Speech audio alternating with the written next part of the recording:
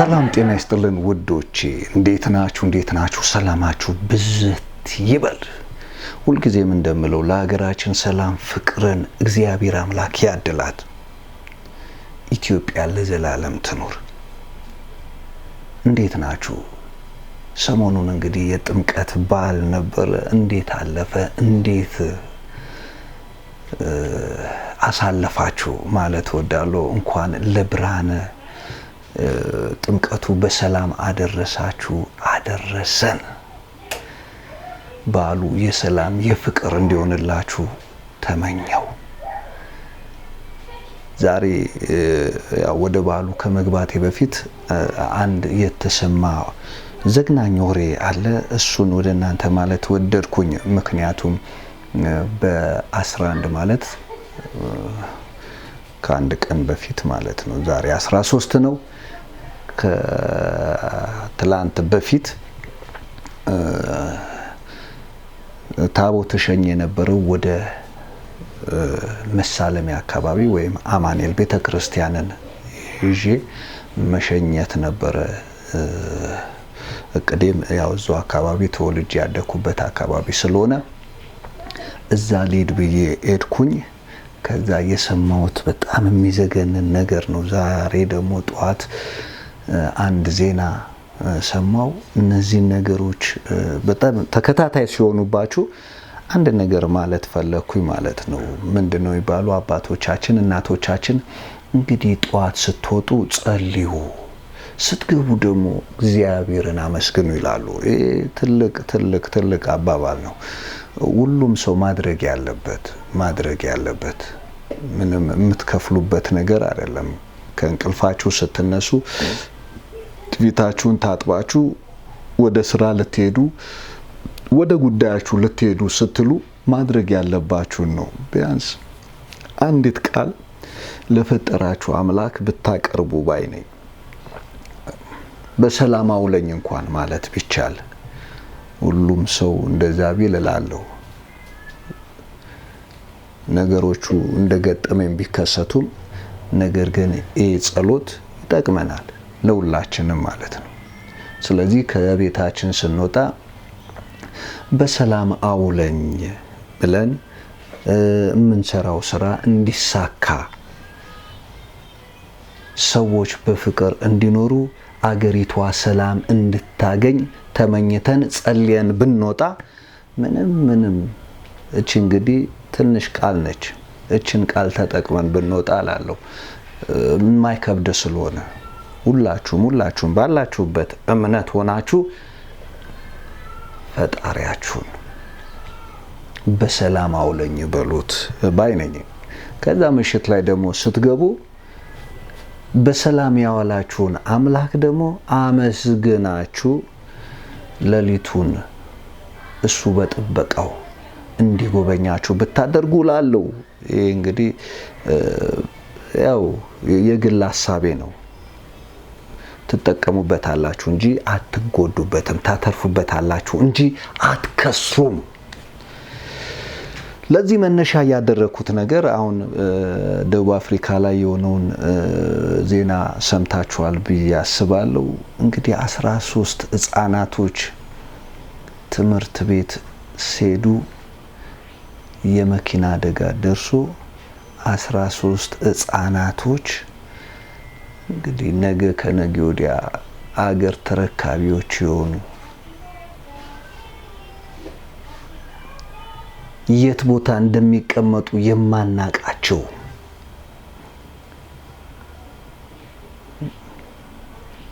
ከእምነት ደረጃ የእምነት አባት የሚሆኑ ከሀገር ጥበቃ ስናስበው የሀገር መሪ ሊሆኑ የሚችሉ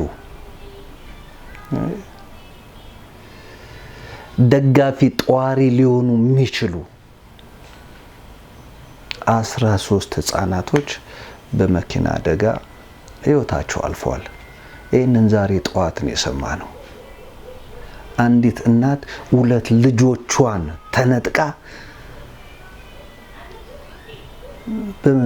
እንዴት ብለን ልንገልጸው እንችላለን? አንችልም። እንደዚህ አይነት ነገር ተከስቷል። ጠዋት በሰላም አውለን ብለን መጸለይ ያስፈልጋል የምለው አንደኛው መንገድ ለዚህ ነው። ይሄ ደቡብ አፍሪካ የተከሰተ አደጋ ነው። ሌላው እንግዲህ ሁለተኛው ወደዚህ ወደ አገራችን ልምጣና በ11 ማለት ነው። በ11 ወደ አውቶቡስ ተራ ወደ ኤልበረንዳ የሚወስድ መንገድ አለ። እዛ መንገድ ላይ አንድ ከባድ ዘግናኝ የሆነ አደጋ ደርሷል።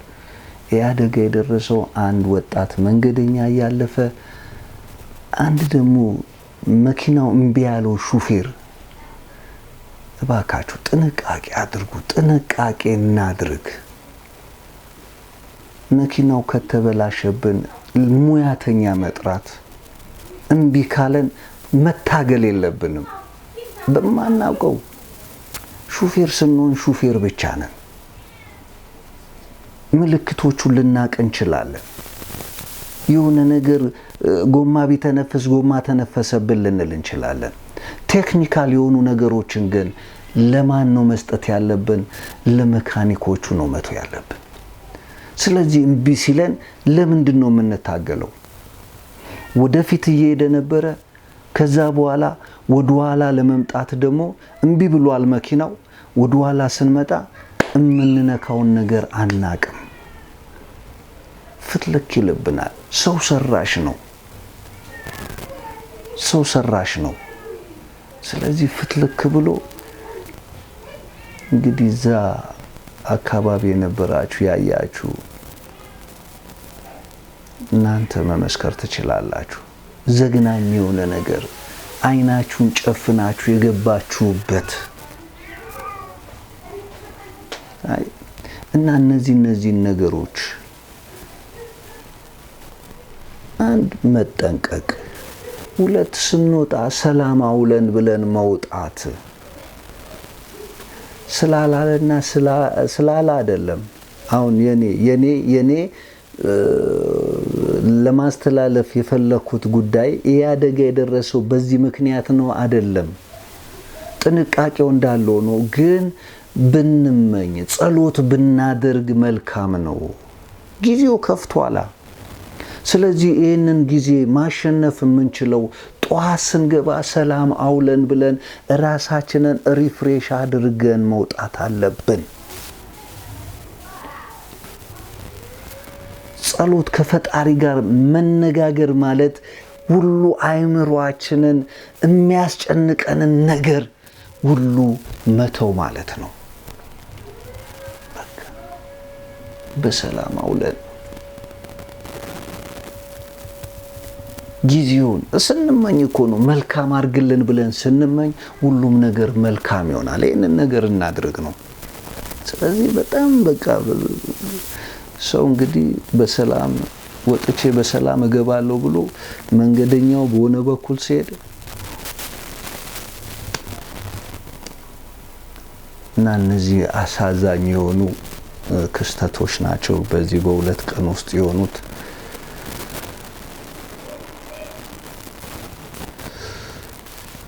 ከሀዘናችን እንመለስና አሁን ደግሞ ስለ በዓሉ ትንሽ እናውራ። እንግዲህ በዚህ በሁለቱ ወር በታህሳስና በጥር ወር እንግዲህ ክርስቲያኖች የጌታችን የመድኃኒታችን የኢየሱስ ክርስቶስ የልደት በዓል ያከበራችሁበት፣ አሁን ደግሞ የብርሃነ ጥምቀቱ በዓል እየተከበረ ያለበት በደማቅ ሁኔታ ከመግቢያ እንደነገርኳችሁ ያከበርኩት የት ነው? መሳለሚያ እዛው የትውልድ ሰፈር ስለነበረ እዛ ልሂድና ላክብር ብዬ አማኑኤልን ሸኝቻለሁ። ቅዱስ አማኑኤል በሚገርም ሁኔታ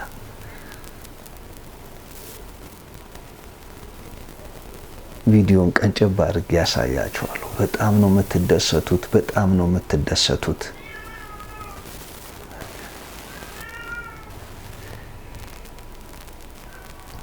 በነገራችን ላይ የአደባባይ በዓላቶች ፍቅር ነው የሚሰጡት፣ ፍቅር ይሰጣሉ። የማይተዋወቁ ሰዎች ይገናኛሉ። እዛው ጸበል ጻዲቅ አለ፣ እሱን እየበሉ የሚጠጣውንም እየጠጡ እርስ በርሳቸው እየተጨዋወቱ ሰላም ተመኝተው በሰላም አምላካቸውን እያመሰገኑ ታቦታቱን በእልልታና በሽብሽቦ የሚገርም በቃ የሚገርም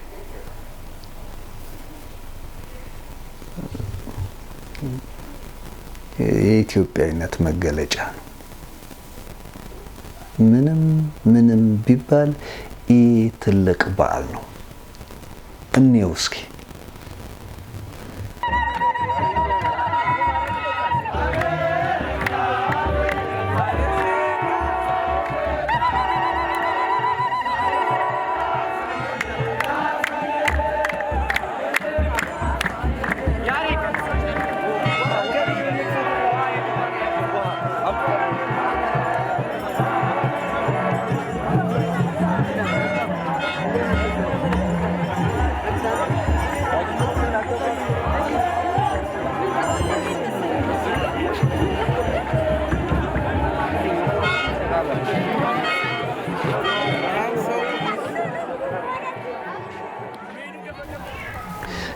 ለሀገራችን ለኢትዮጵያ እግዚአብሔር አምላክ ሰላሟን ያድላት።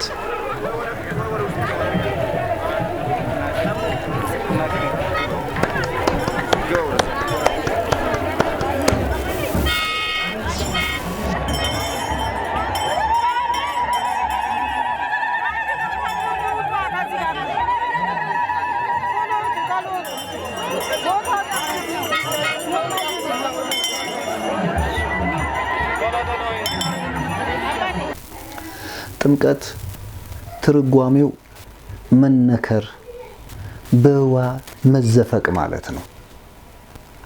ይህንን ነው የሚያሳየን። ይህ ምሳሌ ነው።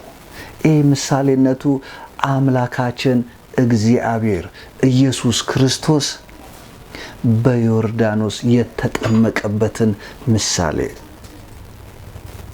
ዮሐንስ እኔ አልችልም፣ አንተን ማጥመቅ አይሆንልኝም፣ ጌታችን መድኃኒታችን ኢየሱስ ክርስቶስን ሲለው በቃ መታዘዝ አለብህ፣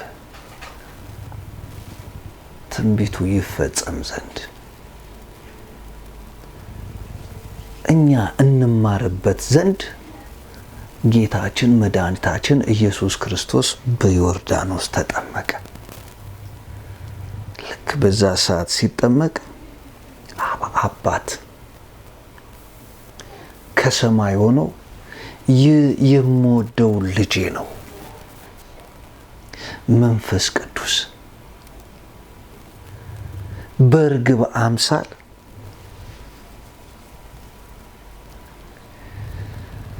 ለእኛ ምሳሌ ለመሆን ነው። ሕፃናቶች ወንድ በ40 ቀን ሴት በ80 ቀን ትጠመቃለች። ጌታችን ኢየሱስ ክርስቶስ የተጠመቀበት ምክንያቱ ምሳሌ ለመሆን ነው ይላል። ብዙ አባቶች ይህንን ነገር ያበራራሉ። እዛ ገብታችሁ ደግሞ ማንበብ መስማት። እኔ ግን የመጣሁት ይህንን የጥምቀትን ሁሉንም ነገር ምክንያቱን ሁሉንም ነገር ለመዘርዘር አይደለም። አሉ አባቶች አንዳንድ ጊዜ ዘው ብለን እንገባና ምንም ማናቀውን ነገር ምሳሌነቱን ሳናቅ ምንንም ነገር ሳናቅ ወደ ትንታኔ እንገባለን። ማናቅ ያየነውን ብቻ ለመመስከር ይህንን አይተናል፣ ይህንን ተመልክተናል ለማለት ነው። አሁን እኔ ራሴ መጣሁ ማስተማሩን ስብከቱን ከአባቶች ከአባቶች እልልልል ደስ ይበለን አጅብን መጣን አማኑኤልን እልል ብላችሁ ተቀበሉን። እንግዲህ እንዳያችሁት ነው። በጣም ደስ ይል ነበረ። ምዕመኑ በጣም በሚገርም ሁኔታ ሁልጊዜ እንደምለው ኢትዮጵያ አገራችንን እግዚአብሔር አምላክ ይጠብቃት፣ ሰላም ፍቅሯን ይስጣት። እንመጣለን። ይህን ሰሞን እንግዲህ ክብረ በዓሉ እየቀጠለ ነው የሚሄደው። ስለዚህ ውዶቼ እንግዲህ ይህንን ቲዩብ ያው ከወደዳችሁት ሀሳብ አስተያየት ጻፍ አድርጉበት። ሰላማችሁ ብዘት እንዲል እፈልጋለሁ። ክራር ሚዲያን ግቡና እዩት፣ ትጠቀሙበታላችሁ። መልካም በዓል ይሁንላችሁ። በድጋሚ አመሰግናለሁ።